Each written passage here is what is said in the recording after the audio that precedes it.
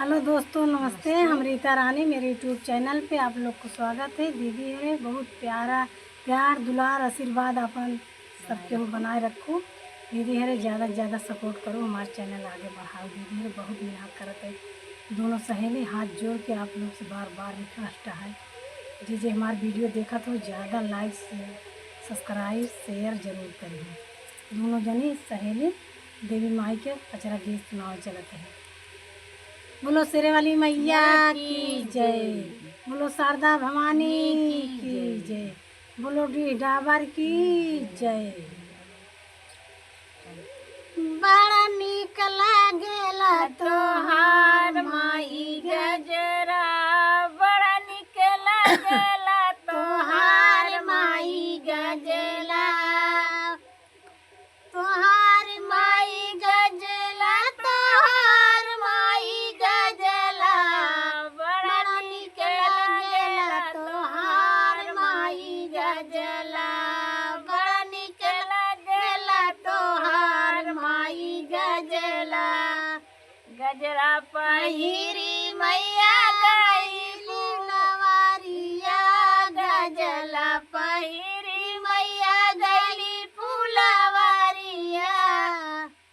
मैया का देख के मालिनिया मचावैला गई झगड़ा, बड़ा निक लागेला तोहार माई गजला, बड़ा निक लागेला तोहार माई गजला, तोहार माई गजला, तोहार माई गजला, बड़ा निक लागेला तोहार माई गजला।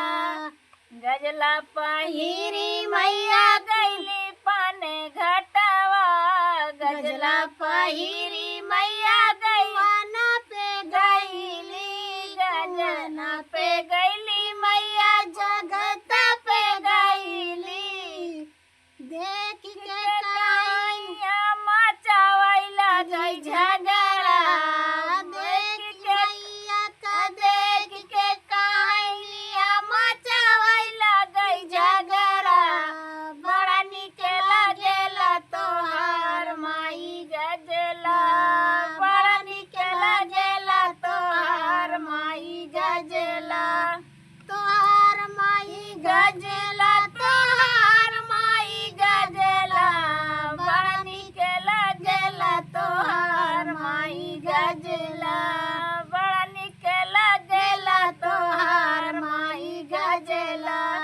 गजरा पहिरी मैया गालो पे गईली, गजला पहिरी मैया महलो पे गईली, महला पे